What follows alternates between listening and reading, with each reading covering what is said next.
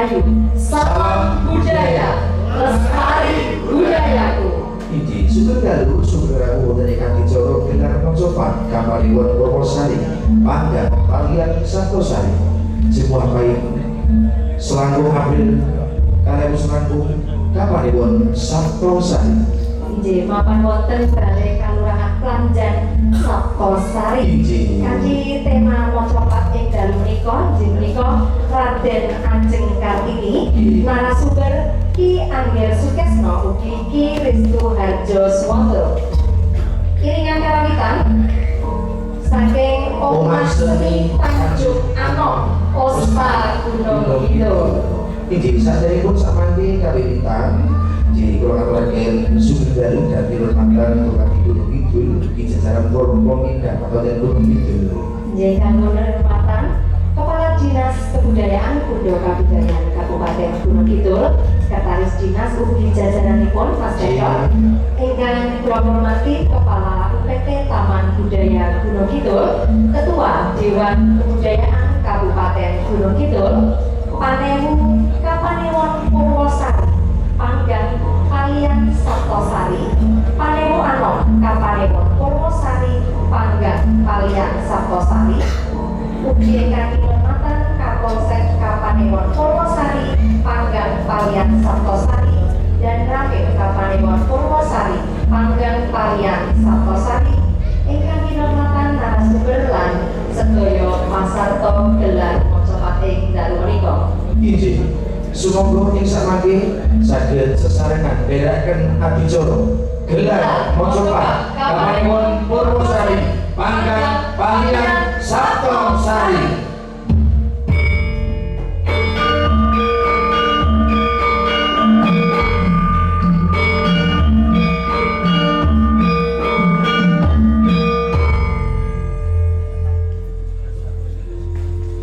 Salajengipun kumandhangaken lagu kebangsaan Indonesia Raya. Bapak Ibu kasuwun jumeneng.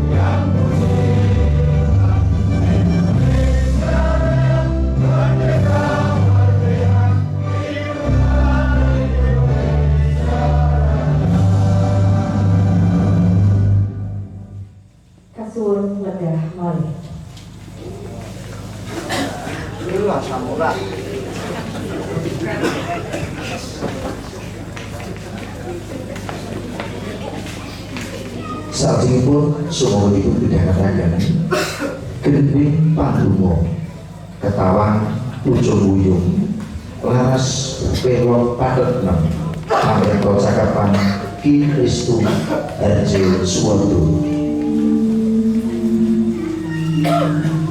Muji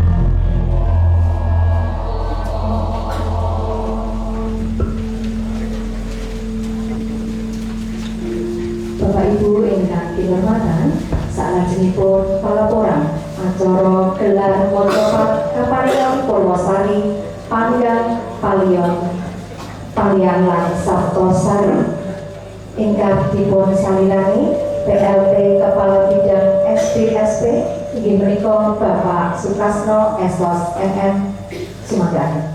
Bismillahirrahmanirrahim. Assalamualaikum warahmatullahi wabarakatuh. Salam budaya.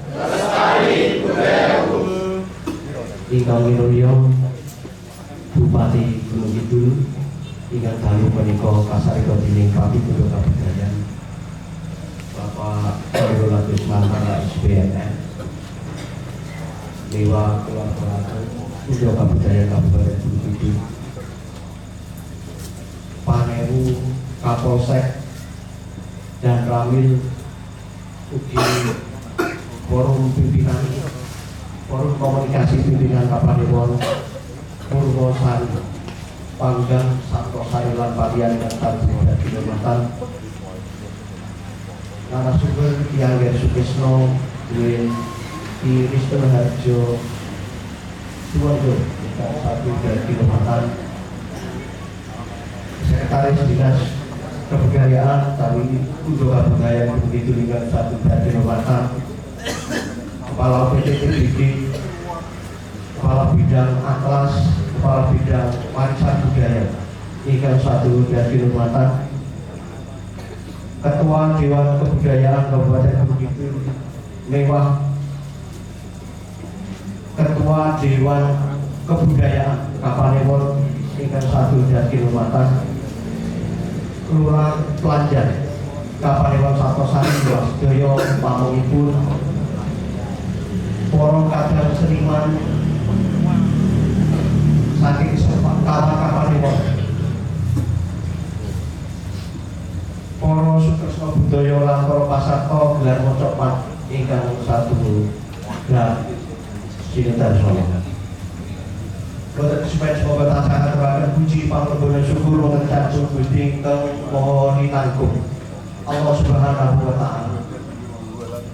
Ing sampun kepareng babar kanugrahan maurahan dhateng kula panjenengan sedaya.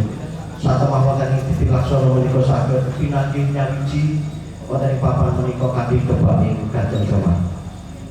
Boten supaya ngaturaken sugeng rawuh sinartan atur sugeng dalu kaya ngajeng panuwun ingkang kakung parmi awit keparingipun minangkani menapa dados panyuwunipun bidang bidang sejarah bahasa sastra dan permusiuman budaya kabudayaan Kabupaten Gunung Kidul saperlu ngawontenaken gelar mocopat wonten ing dalu menika. Ingkang salajengipun kepareng saos palabuhan dhateng Bupati Gunung Kidul ingkang kasarita dening Pati Kundo Kabudayaan Kabupaten Gunung Kidul. Bilih gelar mocopat saged kaleksanan adhedhasar DPA Kundo Kabudayaan tahun anggaran 2000 selangkung. Ing pangangka wonten ing taun menika gelar mocopat badhe dipun adani sekawan tataran. Tataranipun sepisan saged kaleksanan wonten ing dalu menika ingkang sinukuyuh dening sekawan kawanipun Purwosari, Panggang, Sartosari lan Paliyan. Mapan wonten ing Balai Panembahan Planjan. Tataranipun angka kalih mangke badhe dipun adani wonten ing wulan Mei 2000 selangkung. Tataran ingkang angka 3 badhe dipun adani wonten ing wulan Juli tahun 2000 selangkung lan tataran ingkang angka sekawan badhe dipun adani wonten ing wulan Agustus 2000 selangkung. Wondene ancas tujuan gelar mocopat menika mujudaken satunggaling ajang gladhen saha satunggalipun sarana ugi kupiya kangge nglestariaken budaya Jawi.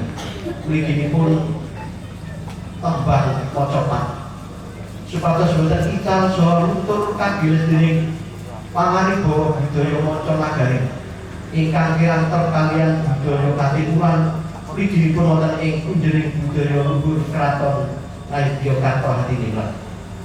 Pramila kula tansah nyuwun dhumateng para rawuh, para kadang seniman lan para sutresna budaya supados derek nyaruwi miwah jadi supados budaya adiluhur menika tetep lestantun ing tlatah Kabupaten Gunung Kidul ugi wonten ing tlatah daerah istimewa Yogyakarta. Ugi boten kesupen ngaturaken agunging panuwun ingkang tanpa upami dhateng Bupati Gunung Kidul, Pati Kundo Kabudayaan Kabupaten Gunung Kidul, sedaya panawuhi krida, para narasumber, para kadang omah seni Tanjungano, kuwin para ingkang boten saged kapiji-piji diawet saking panyembuyunipun satemah. Dadi cara utawi pagelaran mocopat wonten dalu menika saged kaleksanan kanthi rantap lan prayogi. Bupati Gunung Kidul ingkang satu dadi hormatan ugi satu para rawuh ingkang satu dadi hormatan. Kepilih mekaten saged kula aturaken kathah kirangipun bilepatipun nyuwun nuwun dening Sih Samudra Pangasami. Akhir kalam sugeng dalam sugeng aneh training gelar mocopat dalu menika kados di paripurnaning pawibahan. Wonten ing sanipun Bupati Gunung Kidul ingkang kepareng kasarita dening Pati Kundo Kabudayaan ugi bekari samangke kepareng kasarita satu. Akhir kalam billahi taufiq wal hidayah. Wassalamualaikum warahmatullahi wabarakatuh. Salam budaya.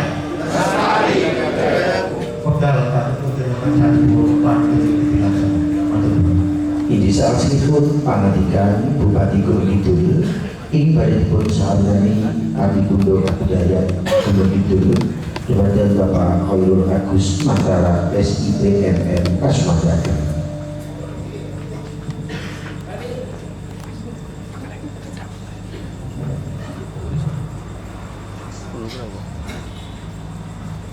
Assalamualaikum warahmatullahi wabarakatuh.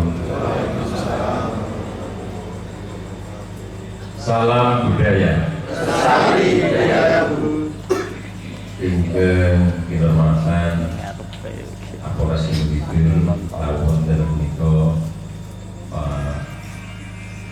Kompol Sumanto Pak Kapolres ingkang kula hormati kanca-kanca penewu Purwosari Panggan Sabtosari Sopambian ingkang kula hormati kanca-kanca panewano Purwosari Panggan Sabtosari Sopambian ingkang kula hormati Kapolsek Purwosari Panggan Sabtosari Sopambian ingkang kula hormati dan Ramil Purwosari Panggan Sabtosari Sopambian akan Widoyo kaum kecamatan sewarga masyarakat wonten ing Plajan Sabtari kang kula tresnani. Dalu menika kula awit atas nami Bupati Gunung Kidul pamitaken bilih Nyai KMT Sari Bekti Argani SEMT utawi Ibu Ida dalu menika boten saged rawuh dirani wonten ing pagelaran mocopat dalu menika karana kleresan kawit lawenjang kula pindhaaken menika kegiatan saking tradisi guyang sapi resik kali penempatan pedagang alun-alun lan tasih kegiatan-kegiatan sanes kadosipun dalu menika giliran istirahat kagem ibu karena luar biasa dinten menika wau kalau kula ingkang nderekaken pramila Mbak Indah atau Ibu Indah dawuh Kepala Dinas Kebudayaan supados nyekapaken kegiatan wonten ing dalu menika. Salam taklim saking Mbak Indah kagem panjenengan sedaya. Mugi panjenengan sedaya wonten dalam menika boten jiwa lan tetep semangat wonten kegiatan menika. Salajengipun awat atas nama pemerintah Kabupaten Gunung Kidul menika Pak Waka kanca-kanca Kapolsek kaliyan dan Ageng iki pun kula latih bebetan 2 tahun. Jadi pun berdemo saya kena bebetan Pak Bani Binjang menontonkan fashion show Kapolsek ini. Kalau begini kan fashion show ini pun kepala dinas dan Binjang fashion show khusus dan Ramil Kapolsek kedah betul pasangan yang sanes zamanipun. Maka kita sekali tahu itu lagi kita sekali Mas Agir. Kalau bergemeter ya Mas ya. Masalahnya bujurnya itu begini Mas. Jadi ingin itu kepala dinas Panewu menika kedah fashion show kalian stafipun. Nanging garwanipun ngambil pirsani lha kira tobat tadi. Arep gagak-gagak itu Pak Glo videone ya lek banget. Gitu Mas Agir. Pusat. Terus Mas Agir niku ningamu. Ternyata kadidayane iku semono kepala dinas karo Panewu. Nah menikah kemenakan berbilih wekdal sanes mangke saged gelar kegiatan terus kegiatan motopat niku rutin Pak Waka kawit 3 tahun kepengker boleh awal tahun kepengker nanging saya mriki kegiatan motopat niku pun damel mulai pun orkestrasi niku dados entertain ingkang kemenakan rumiyin menika narasumber dalu menika ingkang rawuh Kang Mas kula Mas Restu saha Mas Anggir menika kula rawuhaken saking tebih menika ingkang setunggal saking Sedayu menika setunggal waduh buah niku pembetan jengklos sebetulnya dados dulu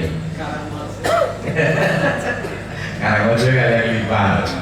Salajengipun Bapak Ibu kegiatan dalu menika mugi kula kalian panjenengan saya seneng saya ngrembakakaken kegiatan mocopat menika. Saben taun menika pun nawontenaken mugi-mugi panjenengan kalian kula sadaya dinas kebudayaan anggenipun ngembangake mocopat menika samangke dados napa nggih maksudipun program agengipun Bupati Gunung Kidul menika ngayomi ngayani hingga teges bilih mangke setiap peristiwa budaya menika menawi saged ndadosaken pilitaning peristiwa ekonomi. Bilih mangke dari menika dikulajak Pak Kepala TBD menika wonten ing samangke badhe wontenaken program ingkang pun suyung Pak Sekretaris kantor kabin sanesipun menika program singgah kalih jam di TBD. Mangke wonten ing mriku bilih saged pawiyakan mocopat menika ugi saged dados entertain. Dados rawuh menika wisatawan dikungi lembaran wonten niku dijak mocopat bareng disuguh sing enak Bali mangke nyuwun mulih Cindramata ning mengke niku pakete bayar. Terus iki ning sing bayar boten warga Gunung Kidul. Niku tamu-tamu wisatawan ingkang kita kerjasamakan kalian BUMN karena dinas kebudayaan ugi sampun miter-miter anggenipun promosi Bali, Jakarta, Surabaya, Ajeng, Bandung, Padang Lampung menika ngawontenaken promosi budaya. Menika ing panajab samangke menika saged ndadosaken potensi ekonomi wonten ing setiap peristiwa budaya. Samenika yang sampun lampah kanca-kanca menika pentas menika warga ingkang konsentrasi wonten ing UMKM menika kita papanaken kita papanipun kita siapaken kita cawisaken menika kanca-kanca UMKM saged sadeyan wonten niku lan progres ingkang melaporaken dhateng kula saking kanca-kanca panitia menika keremenaken. Sedalu menika di putaran arto ingkang wonten UMKM menika nggih selangkung dugi 17 gangsal yuta menika angka ingkang keremenaken lan eventipun sae bilih mangke saged langkung. Lan kula mugi ngundang panjenengan sedaya bilih tanggal 29 menika Kabupaten Gunung Kidul menika keresan kapapanan Jogja Joget menika event rutinan wonten ing Yogyakarta ingkang kaleres wonten ing Gunung Kidul benjang badhe pun ngayahi 1.000 penari tayub.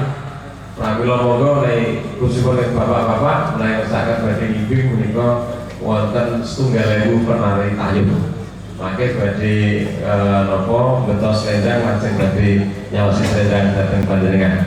Kula atur rawuhipun wonten ing tanggal 29 wonten ing mangke wiwitipun saking siang badhe asar ngantos dalu. Banyak penari-penari saking luar negeri diwonten saking Jepang kalau wong sampun konfirmasi rawuh menika badhe derek sarangan. Menika program Quick Win menika 900 hari kerjanipun Bupati Gunung Kidul.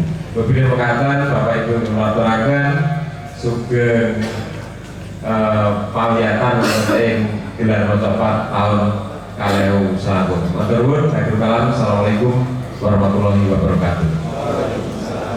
Salam budaya. Izin matur nuwun Pak Kepala Dinas, nuwun sewu Mbak Sari. Sampun menika kathah informasi pun ketika akan sesuk ana sewu penari. Ingkang badhe ngimpin Monggo. Nggih namung sampun cumarisaken. sangu den Yaku Nasto mari ngimping. Nggih, sangunipun. Nggih, pecah mawon berdasarkan utuh. Atosipun penari itu boten namung saking Jepang menika wonten nggih Pak. Saking luar negeri wonten ing penari saking luar negeri mangke panutanipun Jepang nggih wonten menika. Saking Taliban nggih. Nek Taliban niku Iran nek Taliban nek tali biasa ketabrak kuning isu. Nggih. Tapi iki Jepang iki negara lho. Saka monco lho. Tak kira ngoten. Kula jenenge Gelar Mojopat Mas Gatot monggo. bawa suara tangan Bromo secara Mojopat kinanti surat diwansang laras belok Paderman pangkali Cakepan Ki Anggir Sukisno bawa suara riko badhe kapindhahaken dening Mas Satria Restu Akbar saking Kapanewon Sartosari Bun Mas Santun Bayu Muarif saking Kapanewon Palian lan lagi badhe karasnyaken Pak Nembrono lumantar gending Ketawak Gondo Mas Tuti laras belok Paderman kanthi pangreksa Cakepan Ki Restu Harjo Suwondo karasnyaken Mas Nusantara Buka laras belok Paderman. Monggo.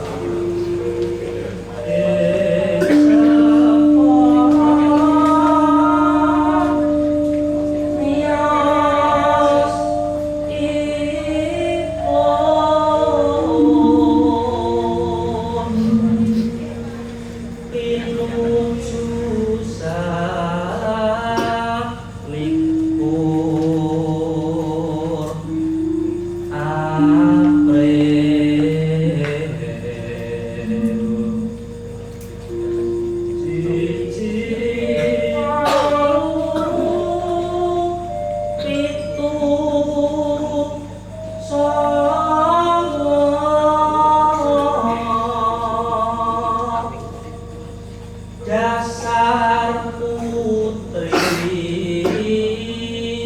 ning priyayi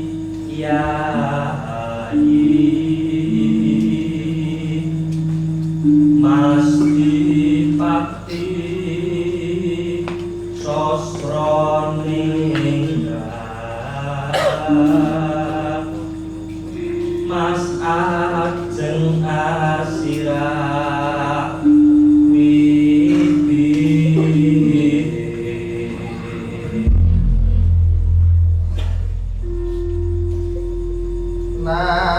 Nadyan putri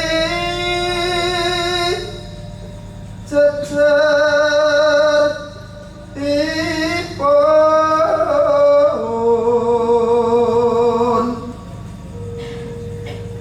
wasambata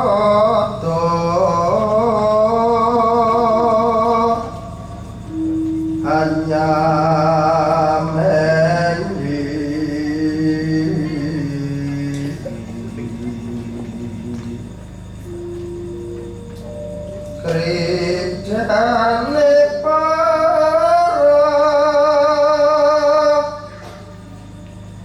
satriya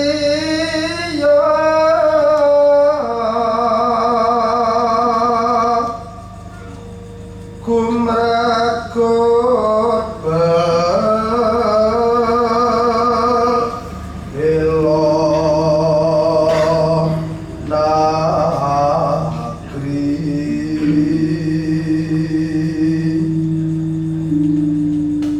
yen kula pengen uninga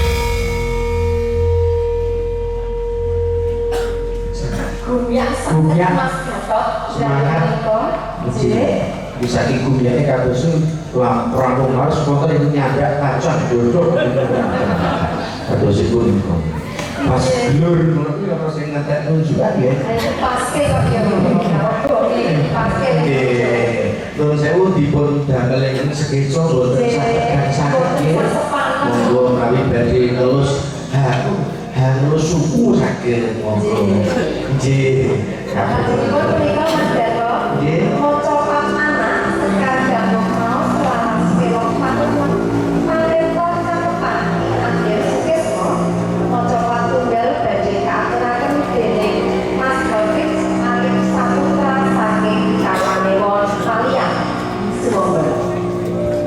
Tapi yang terpenting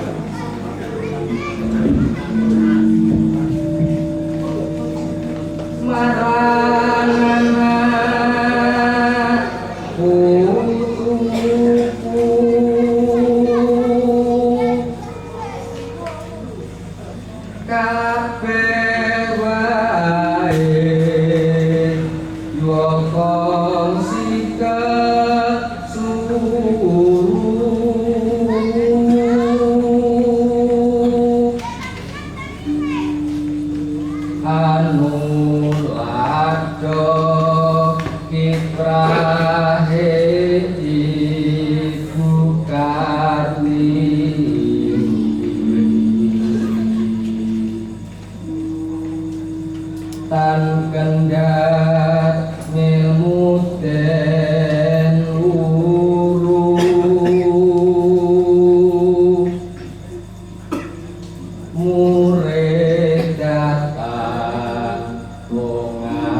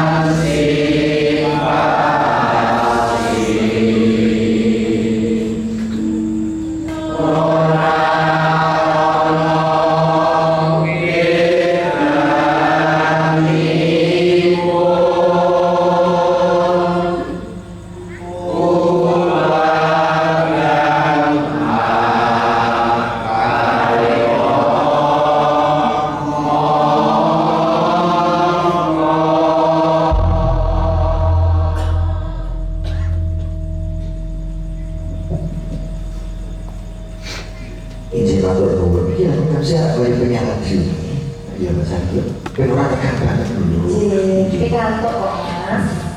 Perkataan Sutresno Putu Jawi ini sakmenika kasih mirsani ladharaken lumantar wonten ing Bali Kelurahan Planjan Saposari wonten ing Joro Mojokerto menika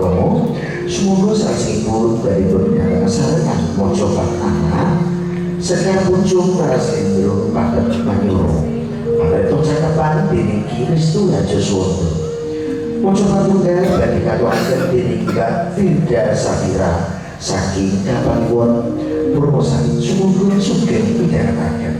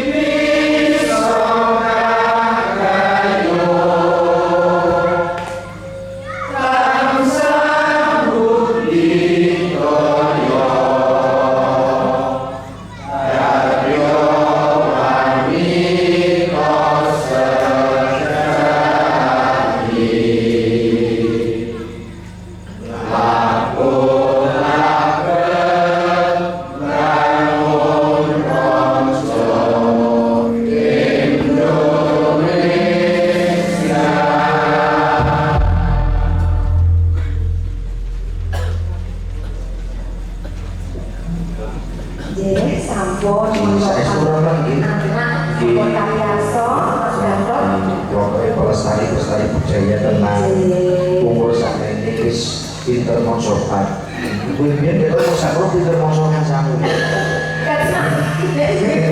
tekan saiki yo tak uri-uri iya uri-uri tak uri deh nggih Pak Ruki rasaku bener apa kok gambar sate iki Pak nggih iki sing bejo iki sing pas itu kok jaga iki iso ya apa nek Purwosari tindak paling ini dados menika dasare wingi bar entuk juara fashion show dadi iki tanjakan menapa Pak kok sewu to nggih lha yo pokoke nek esuk rasuk dicake ngono dan mereka orang mau cak sarang-sarang kali dia Ije Gatot salajengipun menika Gendeng Mas R.A. Kartini laras kelok patedana anggitanipun wawanipun Rawan Kosta bawa swara sekar pocong katindakaken dening Ibu Susmiati. Kasih mangga.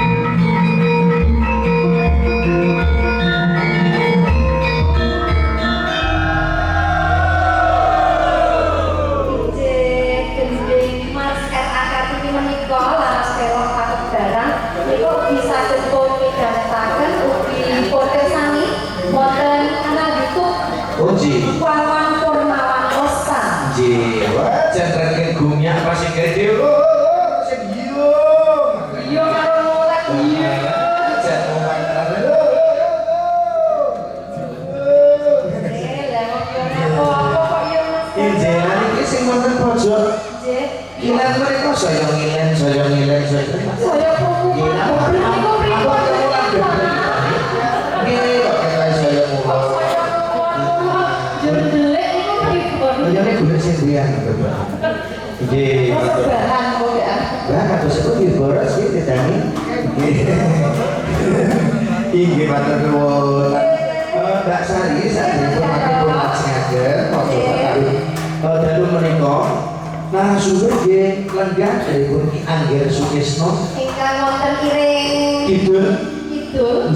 lajeng Ki Ristu Harjo Suwondo Ki lenggah wonten iring-iring mila awit narasumber lenggah monggo mbok bilih sapangke Bapak Ibu Mas Mbak Adit mrenen badhe nyuwun pirsa babagan tembang mocopat dhateng narasumber monggo ngaturaken wedalipun mriku dados menawi adicaripun nek cara basa Indonesia Dialog interaktif dengan narasumber. dialog interaktif kula menika saged mangke nyuwun pirsa monggo menawi wonten unek-unek isu nyarno bilih wonten unek-unek badhe nyuwun pirsa panggih sakmenika pinten mboten saged kawat kita nggih bisa wae Ya ora apa-apa bebas. nggih monggo Bapak Ibu Mas badhe bilih badhe unek badhe nyuwun pirsa narasumber nggih monggo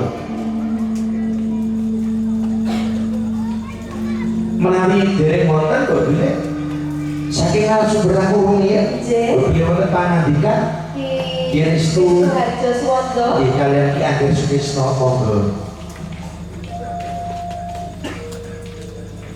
Assalamualaikum warahmatullahi wabarakatuh. Waalaikumsalam. Lalu mugi kalujengan kanajan masyarakat Suwiro Pasariro dan kula Bupati Gunung Kidul yang dibuat sendiri Pak Bupati Purba Budayan Kabupaten Gunung Kidul adalah Pak Kapolres yang dikonsultasi Pak Mahal. Kemudian Kapolres Korenggal Putri Malih di Pak Beretina. Tahun menikah adalah tahun berkati Gunung Kidul. Sebetulnya pikiran pun wanita. Orang biasanya kakung saputri Minulyo monggo tansah puji syukur datang sampun Gusti memberikan awit kula panjenengan tansah kinayat karugian katengno dalu menika saged kempal manunggalan dijeng. Ingkang salajengipun kula ngaturaken gumantung dini kula kekalih kula Restu kaliyan lan kula Purnawan diganti jenenge Restu Harjo Suwondo. Murid boten kathah ingkang sami pitaken dados menawi jeneng kula menika namung Restu Harjo nanging kula menika gadah mbah asmanipun Mbah Harjo lajeng bapak kula menika Pak Suwondo lajeng wonten ing medsos kula menika ngagem nami Restu Harjo menika Mbah kula Suwondo menika bapak kula menika jenenganipun kula kaliyan Mas Angger kaparingan dawuh menika matur nuwun kula kaliyan Mas Angger menika sami-sami MC Purnian nek Mas Angger ki MC tenan Master of Ceremony nek kula MC nek apa mau cucu pun simbah-simbah kula pun punya di tahun 2021 Ikan salajengipun kegayutan kalian mocopat menika menawi kula rumiyin menika mocopat menika dipun tegesaken oleh moco papat-papat ing jengipun menika boten kedah ngaten gumantung kalian cakepanipun dados menawi menapa wonten ing sekar mocopat menika wonten tembung ingkang mestipun boten pun perjot menika nggih boten kedah sekawan pun pedot, boten kedah tiga pun pedot, boten kedah kalih pun pedot. Contohipun menawi ing sekar menika wau ing Jepara, ing Jepara. Menika anggenipun mau kedah ing Jepara, pun gandeng sampun atos ing Jepara menika kirang pas. Lajeng gandeng temanipun menika Kartini pramila bilih antawisipun Sekar Setunggal kaliyan Sekar salajengipun menika wonten tembung-tembung ingkang sami. Dadi manene era Kartini iki ya emansipasi, pahlawan nasional, junjung derajat. Pramila nggih kula nganggit kaliyan Mas Anggit menika saben Sekar menika mesti wonten tembung ingkang sami. Mas Anggit wau nggih ngangkat derajateng para putri ben ora padha ngangkat diganti junjung derajateng para putri. Intinipun jenengan menika Mas Purnawan nggih nganggit Mas RA Kartini nggih intinipun nggih menika. Pramila menika kula saestu nyembuyung kridanipun untuk kabudayan menika nggih tansah nuri-uri budaya Jawi Sekar Mojopat menika amargi menawi wonten ing syarat dados kaluhuran budaya menika salah satunggaling parameteripun menika wonten pakempalan Mojopat. Menika wonten ing Borang menika pun betahaken. Dados menawi mangke bapak-bapak ingkang wegah wonten ing Kapaliwon kelurahan ing sekawan Kapaliwon menika mangke dilalah kelurahanipun menika dereng dados kaluhuran budaya. Pramila monggo sami damel pakempalan Mojopat menika supados saged ngrembaka tundhonipun samangke Mojopatan menika tansah dipun santunaken ing saben kalurahan inggihipun dhateng Kapaliwon. Untuk bilih menika Mas Angger monggo mulai badhe nambani namun bilih kagem pangertosan kala wau wonten cakepan wangsalan iki kok ora mung Mojopat iki kok ana umpak pananggono wangsalan iki maksude pripun. Nah niki gandeng gendhingipun menika Gondo Mas Tupi menika wonten umpakipun pramila lajeng wonten sekaran-sekaran ingkang serat wonten saderengipun Mojopat. Menawi ingkang pinggil menika kula kinten boten boten angel nanging menika wonten wangsalan.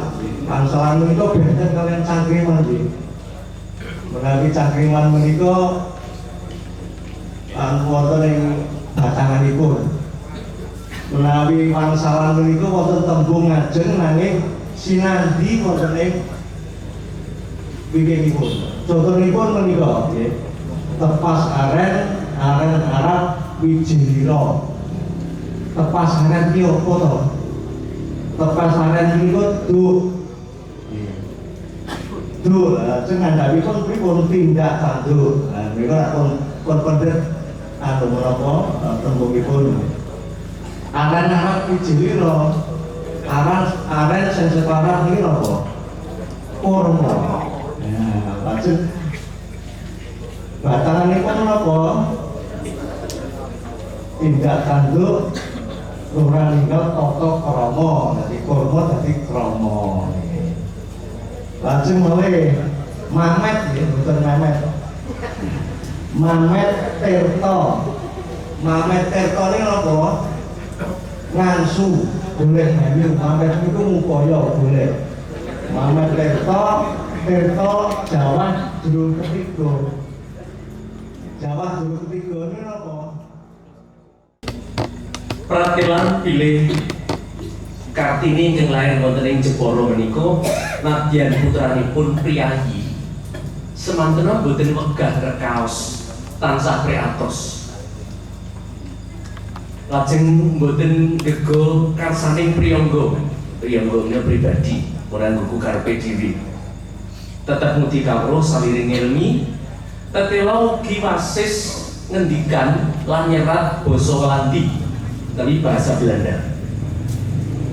Upami kala ben Raden Ajeng Kartini menika mboten kagungan krentek badhe minteraken para wanita, mbok menawi ngantos sak menika awakipun piyambak mboten mangertos. Sampun kados sak menika menapa dereng. Menika wonten Kapolsek wanita. Wonten Penewu wanita. wonten bupati wanita.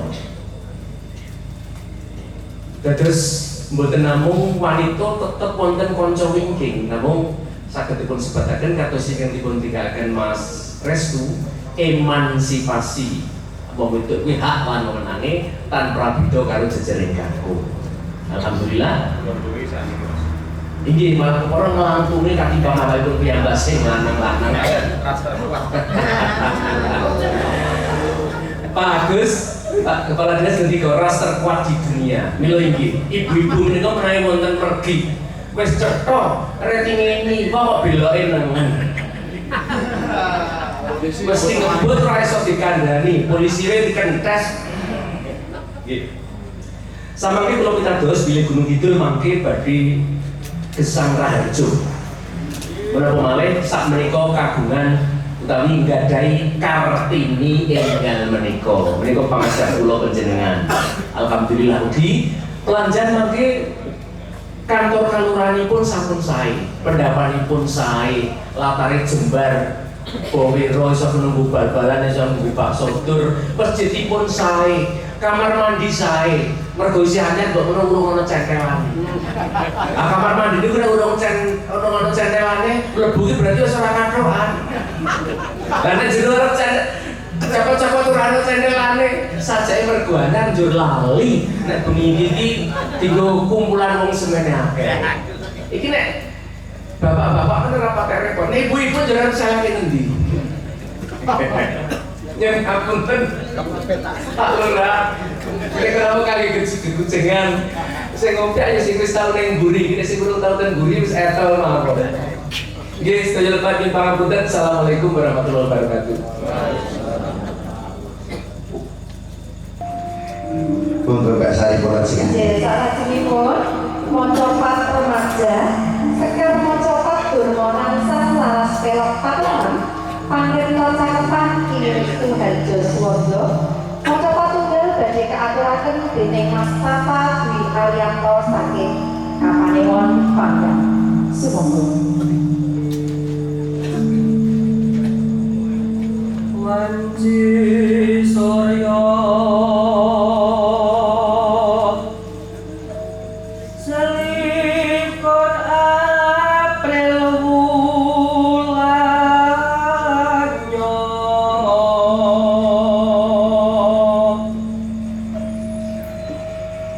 sedaya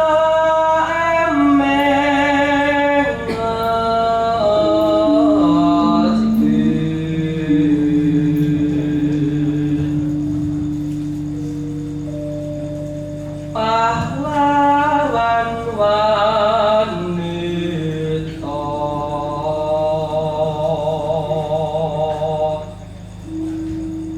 R.A. Kartini nyoto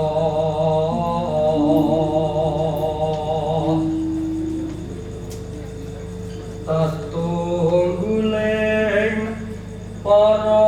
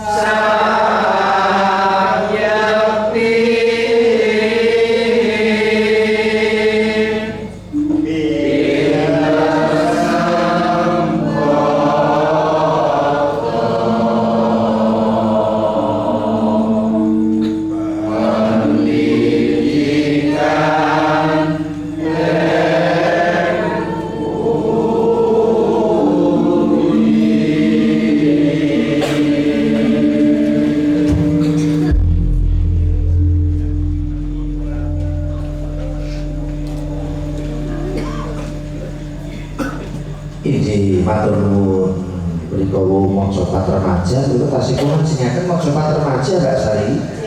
Inji maca remaja salajengipun menika Sekar Asmaradata Bawa Raga kanthi laras lindru paket songo pamrita cakepan Ki Anggir Sukisna.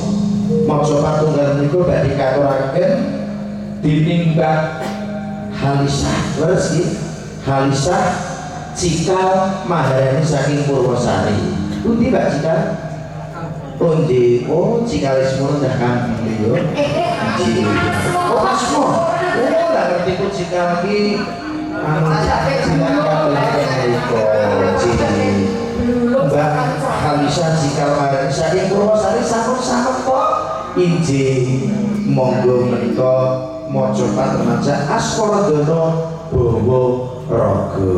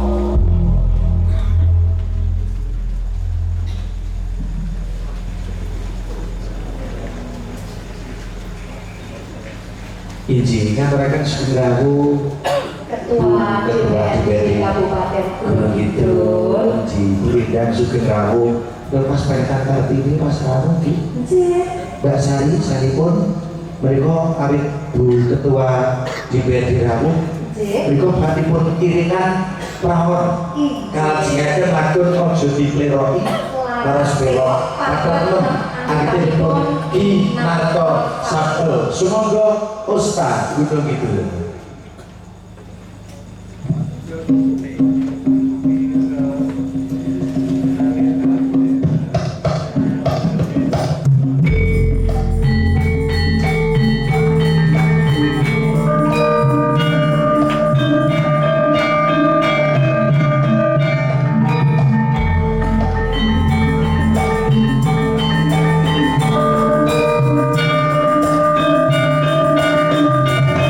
Ya,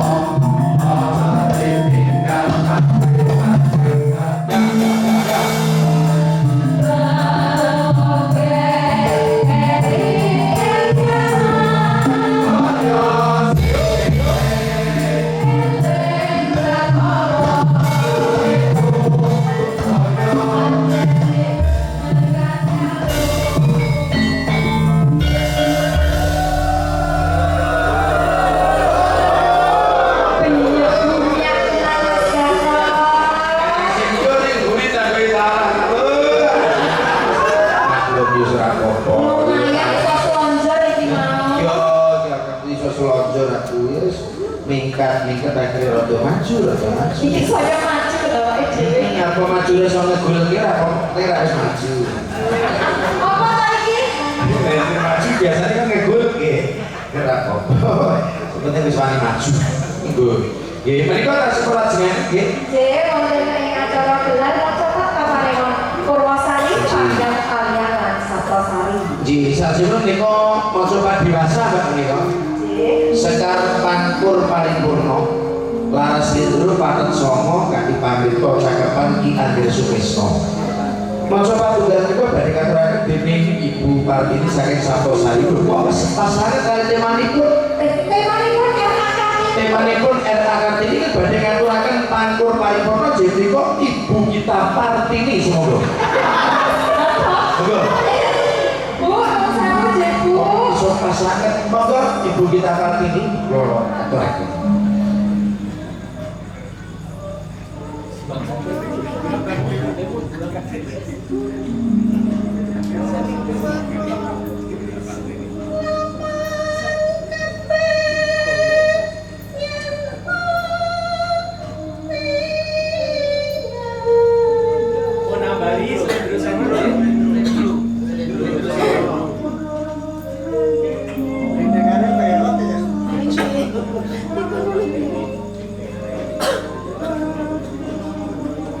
Lamun kepengin puni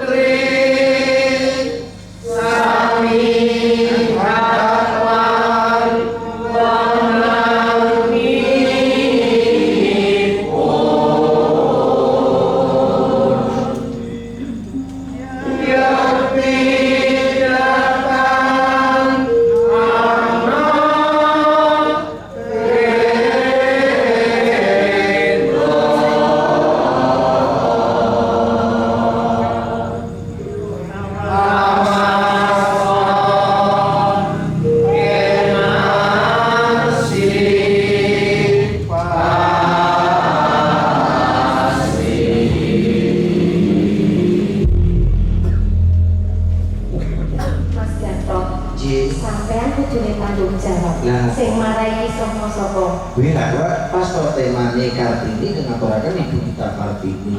Tapi pas kali Bupati menika priyantun ing saestu linuwih wonten Sabtosari.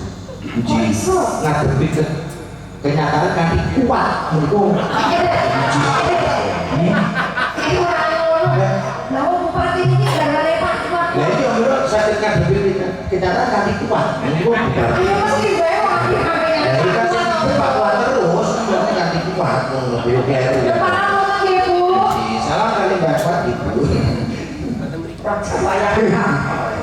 Monggo lajengaken. Ije salajengipun maca Padiwasa Sekar Megandruh duduk wuluh laras kelok paket barang pamripta cakepan Ki Suharjo Suwondo maca patunggal badhe kaaturaken déning Ibu Suyanti saking Kapanewon Padang. Sumangga.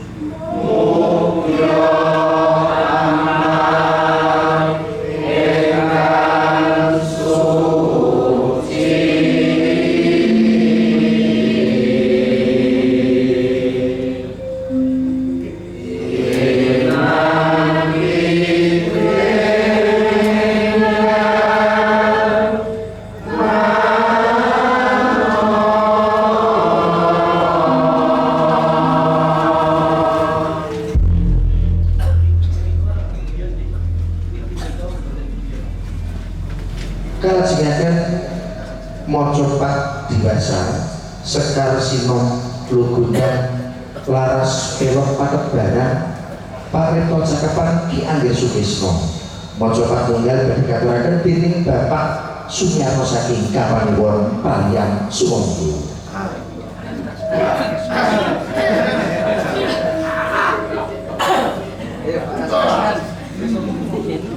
Yekti kalamun Cinandra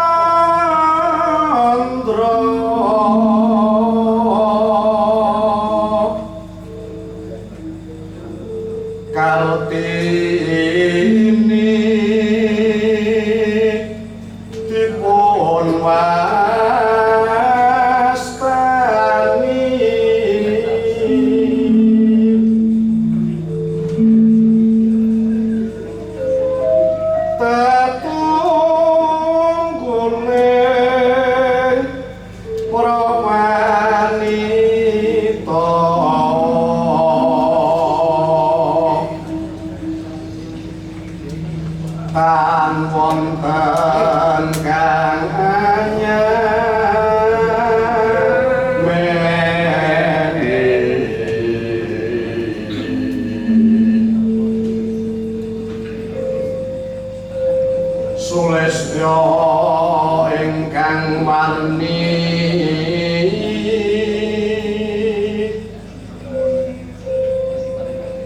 pinter miwah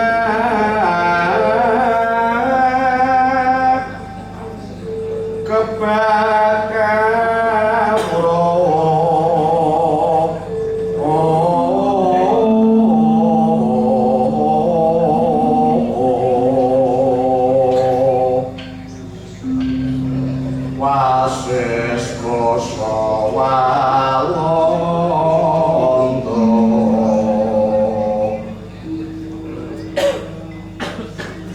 miwatan kandak anguti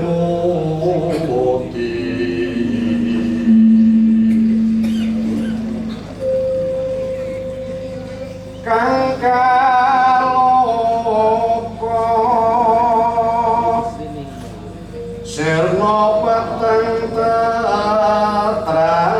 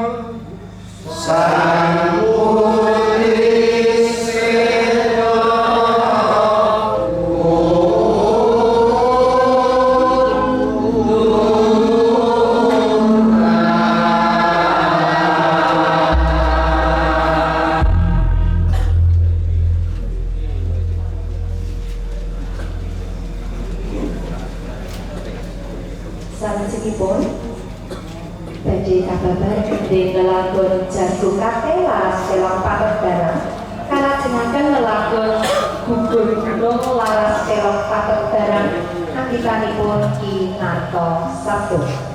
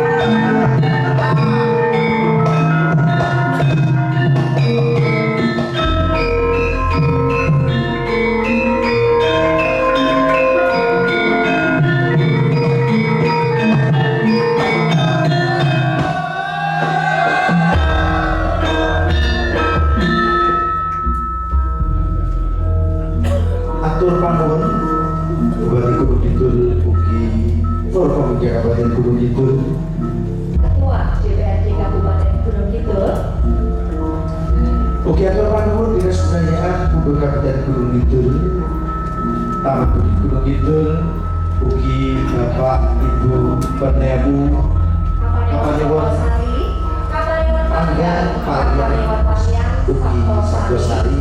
Ugi kesupen ngaturaken matur nuwun Bapak Lurah lan ugi pamong kawarsanipun lan sedaya ingkang nderekaken adicara dalu menika. Wonten Pulau Indah Kartika Sari. Iji Pulau Gatot Sujarno kata lapatan yang nderekaken saestu nyuwun pangapunten kanisaken. Matur nuwun kaliyan kula samangke dadi ugi nderekaken panjenengan kanthi salam budaya sesarengan ingkang sak kumpak-kumpakipun. Ngaten nggih. Terus saking kula cekap matur nuwun. Wassalamualaikum warahmatullahi wabarakatuh. Salam